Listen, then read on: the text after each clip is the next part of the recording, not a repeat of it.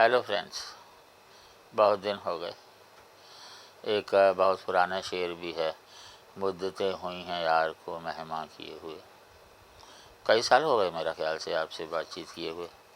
बातचीत का मोनोलॉग ही होता है। उस टाइम जो है, एक्चुअली मैं जब भी कोई वीडियो देखता हूँ तो मैं कमेंट्स पहले पढ़ता हूँ।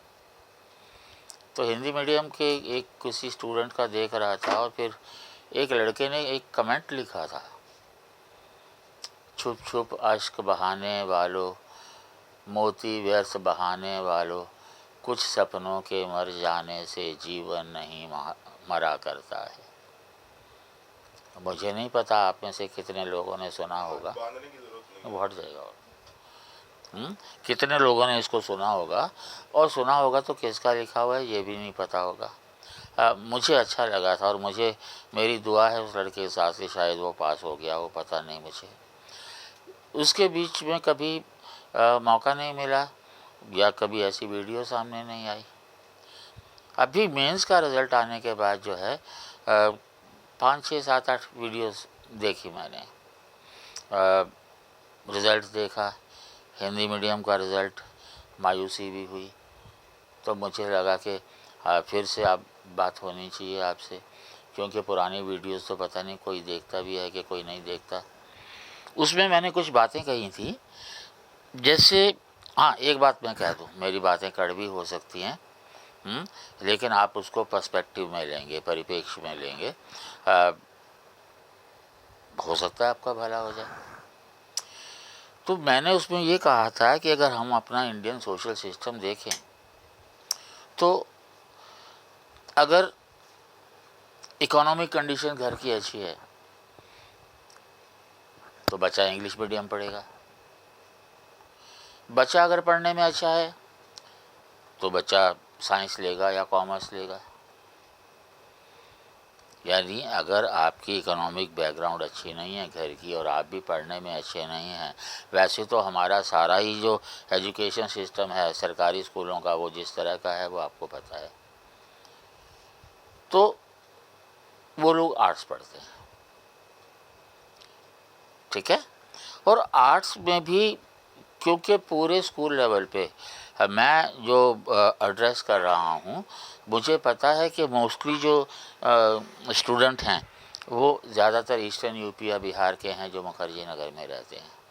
और ईस्टर्न यूपी और बिहार के जो स्कूल हैं वहाँ तो एजुकेशन सिस्टम की क्या कहा जाए।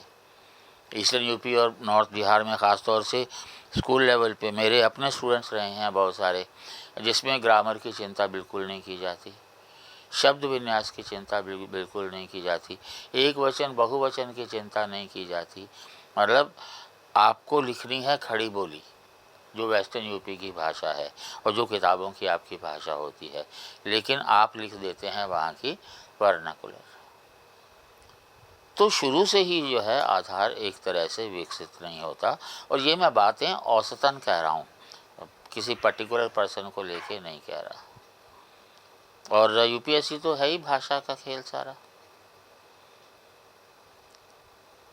और मैंने उसमें एक बात ये भी की थी कि तैयारी हमेशा उल्टी होती है, पहले इंटरव्यू के लिए, फिर मेंस के लिए, फिर प्रीलिम्स के लिए। कम से कम 2 चीज़ें इंटरव्यू की जो हैं आपकी, एक तो बॉडी लैंग्वेज और दूसरी आपकी डायलॉग डिलीवरी। ये दोनों जो हैं आपकी पहले से तैयार होनी चाहिए और इसमें आपको ज़्यादा मेहनत भी नहीं लगती, खाली अभ्यास करते रहना और हो जाती है। और फिर करनी होती है मेंस की तैयारी। और आयरनी ये है, दुर्भाग्य ये है कि मोस्टली जो इंस्टीट्यूट हैं वो बच्चों को ये बताते हैं कि भैया जब प्रीलिम्स पास नहीं करोगे तो मेंस में क्या कर लोगे। अब एक चीज़ ध्यान में रखो, आप 1 साल 2 साल प्रीलिम्स की तैयारी करें, अगर वो पास हो भी गया, हालांकि बिना मेंस की तैयारी के प्रीलिम पास नहीं होता, बहुत सी वजह हैं, अगर हो भी गया तो आपने 1 साल या 2 साल 2 पेपर की तैयारी की और उसके बाद जो है 3 से 4 महीने में 4 पेपर जनरल स्टडीज़ के, दोनों ऑप्शनल, ऐसे इंग्लिश हिंदी, वो सब कैसे तैयार हो जाएंगे भाई। तो होगा क्या, आप अगर प्रीलिम्स हो भी गए, हालांकि संभावना कम है, तो मेंस फेल हो जाएंगे।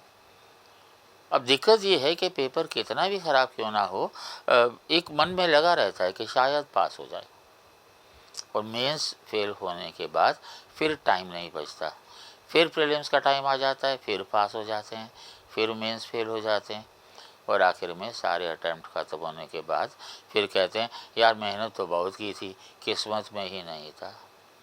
ये किस्मत की बात नहीं है, ये आपकी योजना की बात है, ये आपकी स्ट्रेटजी की बात है। बिना मेंस की तैयारी के प्रीलिम्स की संभावना भी बहुत कम है, और दूसरा अगर हो भी गया तो मेंस की संभावना फिर और भी कम हो जाती है। इस बात को हमेशा ध्यान रखना होता है। अच्छा, एक ख़ास बात मैं बता दूं, मैं जो एड्रेस कर रहा हूं जिन बच्चों को, वो 21वीं सदी के बच्चे, मतलब जिनकी उम्र जो है 19-20 जो तैयारी करने जा रहे हैं, 21-22 जो एक हाथ तक तैयारी कर चुके हैं, और 23-24-25 जो एक या दो बार एग्ज़ाम दे के फेल हो चुके हैं। उसके बाद वाले पता नहीं कितना फ़ायदा उठा पाएंगे या नहीं, लेकिन आप लोग ज़रूर फ़ायदा उठा सकते हैं। तो आप पास क्यों नहीं हो रहे? अब मेंस की जो तैयारी है, पहली बात तो मैं आपको बताऊं कि हिंदी मीडियम में ओरिजिनल सोर्सेज बहुत कम हैं। मैंने जो हिंदी मीडियम के टॉपर्स की जो वीडियोस देखी हैं, अब बैकग्राउंड जो है वो इंग्लिश मीडियम का है। एक student MA history Hindu college से, वहाँ तो अंग्रेज़ी में ही पढ़ाई होगी। तो एक वर्ड हिस्ट्री का जैन माथुर को छोड़ दो, तो मुझे नहीं पता कि कोई हिंदी मीडियम की बुक्स हैं भी ओरिजिनल टेक्स्ट। और जो हिंदी मीडियम के पढ़ाने वाले हैं, आयरनिकली उन्होंने भी, ज़्यादातर लोगों ने वो ओरिजिनल टेक्स्ट नहीं पढ़े होते।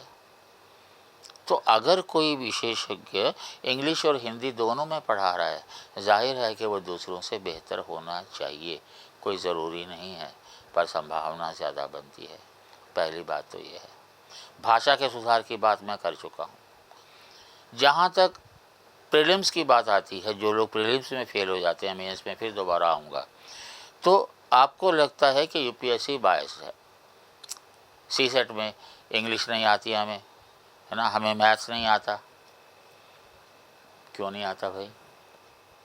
मेरे भाई, अगर मान लो आपको कहीं साउथ इंडियन स्टेट मिल गई, कोई तमिलनाडु मिल गया, मसूरी में आप एक साल में तमिल सीखेंगे ना। फॉरेन सर्विस में चले गए, एक विदेशी लैंग्वेज एक साल में सीखेंगे ना, तो क्या एक साल में आप अंग्रेज़ी नहीं सीख सकते? ये तो एस्केप है। अब जब आप लड़ने जा रहे हैं तो सारे शस्त्र अस्त्र आपके तैयार होने चाहिए, पलायन नहीं। जो आपकी कमियां हैं आपको दूर करनी है। तो इसलिए जो लोग इस साल प्रीलिम्स देने जा रहे हैं, जो सोच चुके हैं लेकिन मेंस तैयार नहीं है, और जो लोग जो हैं जिनका लैंग्वेज या इंग्लिश का कॉम्प्रिहेंशन वाला या सीसेट की कमज़ोरी है, drop immediately, no second thought. नहीं तो फिर चक्कर में फंस जाते हैं और फिर परेशान होते हैं। मैं ये मानने को कतई तैयार नहीं हूँ कि हिंदी मीडियम का कैंडिडेट सक्षम नहीं है। रणनीति का अभाव है और लोग बात भी नहीं करते। इसीलिए मैंने कहा कि मेरी बातें कड़वी हो सकती हैं। तो सारी तैयारी छोड़ करके पहले इंग्लिश का जो है अभ्यास कीजिए। अरिथमेटिक कमज़ोर है तो उसका अभ्यास कीजिए।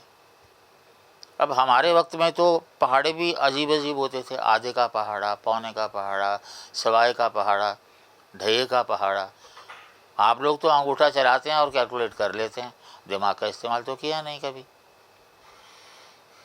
तो उस तरह से जो है प्रीलिम्स के लिए जाहिर है कि जो चीज़ें आपको चाहिए सीसेट की क्वालिफाई करने के लिए।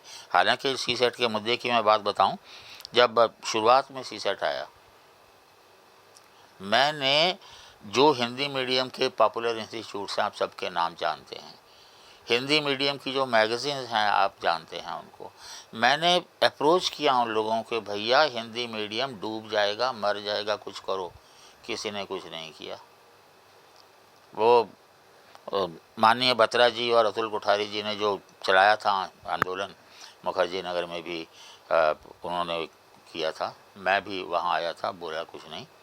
फिर उसके बाद जो है हम 8 लोगों ने, माननीय बत्रा जी मुख्य थे, बाकी 7 लोग और एक मैं भी था, हम लोगों ने दिल्ली हाई कोर्ट में रिट की थी, और जिसका ये निकला परिणाम कि वो सी सेट जो है, जो कंपलसरी था, उसको ऑप्शनल कर दिया गया। खैर वो तो बात आई गई हो गई। अब ऑप्शनल भी है तो मिनिमम कट ऑफ जो है आपको 27 क्वेश्चन तो सही करने ही है ना। और दूसरा जो है आपको बताया जाता है कि ज़्यादा से ज़्यादा क्वेश्चन करिए। सी सेट में जब 27 में कट ऑफ है ही तो 40 क्वेश्चन करिए भाई, ज़्यादा से ज़्यादा। अगर इंग्लिश कॉम्प्रिहेंशन आपका अच्छा है और अगर आपका अरिथमेटिक अच्छा है, थोड़ा रीजनिंग में बहुत ज़्यादा मुझे नहीं लगता कि परेशानी होनी चाहिए। हालांकि यूट्यूब पे हर तरह की गाइडेंस अवेलेबल है, थोड़ा दिमाग लगाना होता है और अभ्यास रेगुलरली करना होता है। कम से कम आखिर के 6 महीने 1 से 2 घंटा रोज़। जहां आपने 1-2 महीने ब्रेक किया, आपको फिर से जो है उतना ही समय लग जाएगा, फिर उसको ध्यान रखना है। और जीएस का जो भी है, पेपर 1, 2, 3 मेंस के जो हैं उसी में से तो आपका आता है, प्लस एवरीडे साइंस। तो अगर मेंस की तैयारी आपकी अच्छी है, पहले मैंने बताया कि आपको जो है अच्छे विद्वान चाहिए जो इंग्लिश हिंदी मीडियम दोनों में पढ़ाते हों, या फिर अंग्रेज़ी में अगर आपकी पकड़ अच्छी हो गई है तो वो आप जा सकते हैं। आपको टेलीग्राम पे सारे लेक्चर्स मिलते हैं हर विशेषज्ञ के, आमतौर पे जनरल स्टडीज़ में, आप उनका फ़ायदा उठा सकते हैं। जितनी वोकैबुलरी बढ़ा सकें उतना ही फ़ायदा है, क्योंकि आजकल जो सिलेक्शन जो हो रही है वो ऐसे और ऑप्शनल पे हो रही है।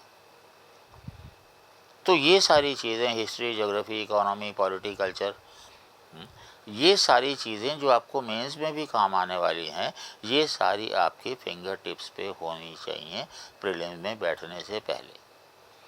और मैं जो बच्चों को एडवाइस करता हूँ कैसे करना है, पढ़ो, समझो, पॉइंट्स में कन्वर्ट करो और याद करो।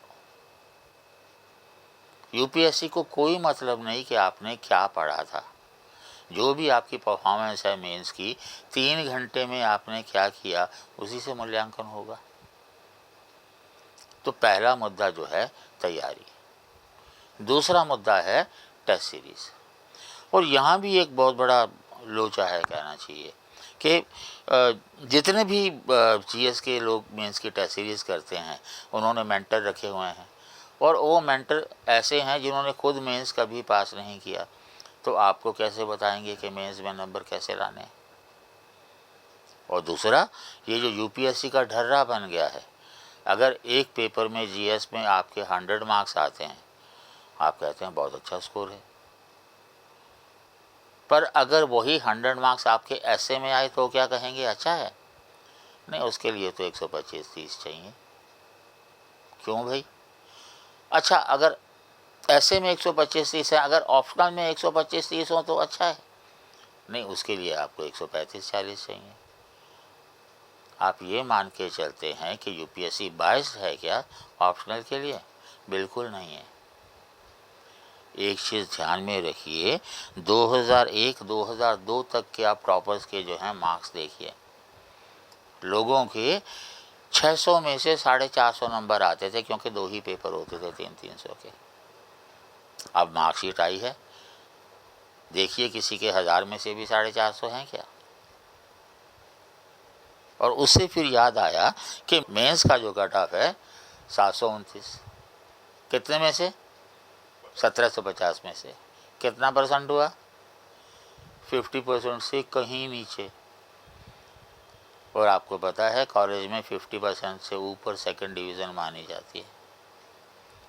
तो हमारे यहाँ तो, मैं पंजाब यूनिवर्सिटी से पास हूँ 2 एंड थ्रो में, तो 50% से जो नीचे होता था उसको फेल कर दिया जाता था।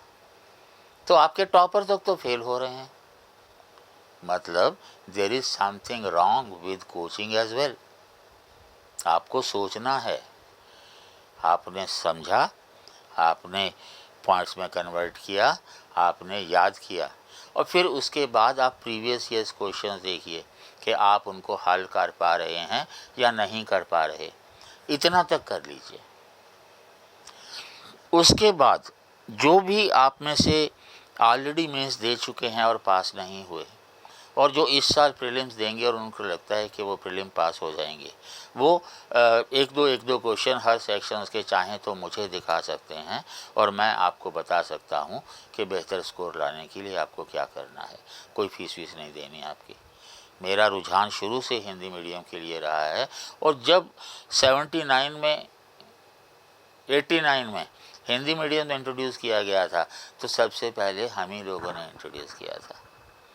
और हमारे यहाँ जिन लोगों ने पढ़ाया है उनकी किताबें पढ़ते हैं आप। हमारे यहाँ प्रोफेसर यशपाल,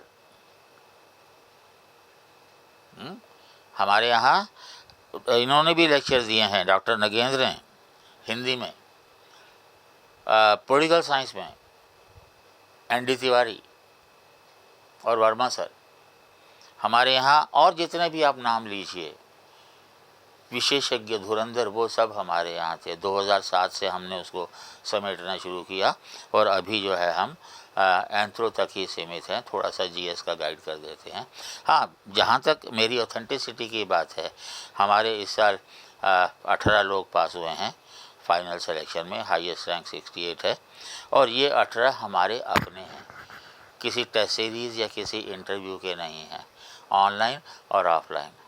और उसके बाद फिर क्लासेस होती हैं, फिर टेस्ट सीरीज़ होती है, time bound answer writing program होता है, लोग रिपीट भी करते हैं क्लासेस को, सारा कुछ चलता रहता है जब तक कि आप पास नहीं हो जाते। लेकिन मुखर्जी नगर में तो मुखर्जी नगर के इंस्टीट्यूट्स ने ही हिंदी मीडियम एंथ्रो को पूरा ख़त्म कर दिया। अभी भी जो है, जैसे आज से करीब 5 साल पहले मैंने सोचा कि चलिए हिंदी मीडियम देखते हैं, 10 एक बच्चे भी आ गए अगर तो हम घर में पढ़ा देंगे उनको। तो हमने एक्सक्लूसिव विज्ञापन दिया हिंदी मीडियम के लिए। पता लगा कि 80 से 90 बच्चे वहाँ एंथ्रो के हिंदी मीडियम वाले हैं।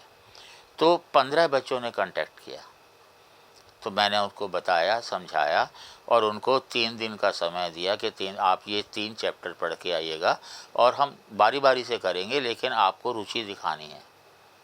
3 दिन बाद आए तो बच्चे रह गए 5 और एक बच्चे ने एक टॉपिक पढ़ा था। मैंने कहा कोई बात नहीं, 3 दिन में आपको और देता हूँ। फिर रह गए बच्चे 3। तो फिर मैंने उनको कहा अच्छा अगली बार से हम क्लास शुरू कर रहे हैं, आप फीस लेके आइएगा। एक ही बच्चा रह गया, एक बिटिया थी हिंदी मीडियम से और साल भर से GS की तैयारी कर रही थी, और जैसी कर रही थी उसका जो रिज़ल्ट होता है वो जो आपका होता है वैसे ही उनका था। तो इसलिए जो है आपको जो है, पहली बात तो ये है भाषा सुधारनी है। दूसरी बात ये है कि जो भी आपकी कमियां हैं, चाहे वो CSET है, चाहे वो ऑप्शनल है, चाहे वो ऐसे है, आपको उस इंटरव्यू का पहले से वो करना है। और फिर उसके बाद खुद पे भरोसा करना है। हिंदी मीडियम की जो बहुत बड़ी कमी मुझे नज़र आती है वो ये आती है अपने सीनियर्स की बात सुनना कि भैया ने ये कहा है पढ़ लो। भाई भैया अगर पास हुए हैं तो उसकी रणनीति देखो, और उस रणनीति के जो पॉइंट अच्छे आपको लगते हैं और आप उनका अनुसरण कर सकते हैं और अनुकरण कर सकते हैं, आप उनको फॉलो करो। जितने भी टॉपर्स हैं सबकी स्ट्रेटजी अलग होगी। आपकी स्ट्रेटजी आपके स्वभाव के हिसाब से, आपकी स्ट्रेंथ के हिसाब से बनेगी।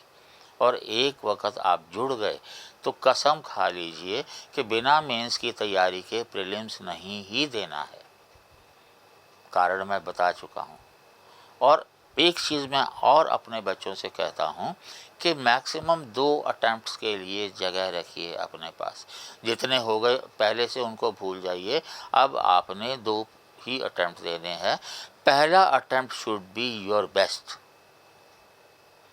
फिर मैं बच्चों को कहता हूँ कि पास होने के लिए एक ही अटैम्प्ट चाहिए ना, तो फिर वो पहला ही क्यों ना हो। So first attempt should be your best. जैसे अभी 25 के लिए आप तैयार नहीं हैं तो अटैम्प्ट को पोस्टपोन कर दीजिए। अगर आपकी तैयारी आधी से ज़्यादा हो चुकी है तो मैं ये चाहूँगा कि आप 31 जुलाई तक है टारगेट बनाइए मेंस फिनिश करने का। उसके बाद मेंस की टेस्ट सीरीज़ दीजिए GS की, उसके बाद फिर ऑप्शनल की टेस्ट सीरीज़ दीजिए, दिसंबर का 1 महीना बफर रख लीजिए, कोई कमी बची है तो उसको यूज़ करने के लिए। उसके बाद फिर 4 महीने प्रीलिम्स। एक्चुअली मेंस प्रीलिम में आप जो है कोई हार्ड लाइन नहीं खींच सकते, बट फिर भी जो है मेंस की भी रिवीजन हो जाएगी एक तरह से। और जो बच्चे जिन्होंने अभी तैयारी शुरू की है, कुछ महीने हुए हैं, ये मत सोचिए कि भैया रात को सोएंगे और सुबह आईएएस बन के उठ जाएंगे। देश का सबसे बड़ा इम्तिहान है और पहला काम ये है कि अपनी कमियां पहचाननी है और कमियों पे काम करना है।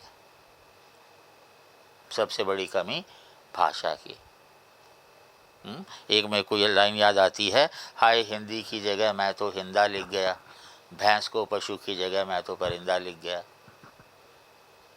एक और थी, एक कव्वाली गाया करते थे स्कूल में, सारी रात पढ़ते हम फिर भी नंबर आते कम, तीसरा नंबर है हिंदी जिसमें मिल जाती बिंदी, बताओ हम क्या करें।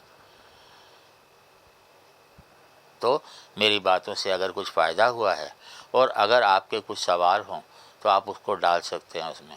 हिंदी मीडियम का स्टूडेंट भावुक ज़्यादा होता है और वो भावुकता के चक्कर में कुछ भी कमेंट कर देता है। मैं चाहूँगा कि सोचिए समझिए, जो भी आपको लगता है कि मैं बेहतर तरीके से आपको समझा सकता हूँ, आप कमेंट डाल दीजिए, तो मैं एक वीडियो और बना लूँगा 10 दिन के बाद।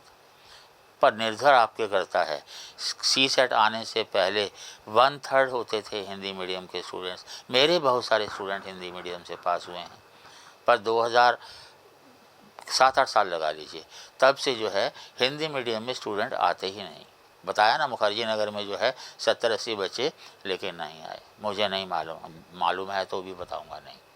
मेहनत कीजिए, मेरी दुआएं। Thank you.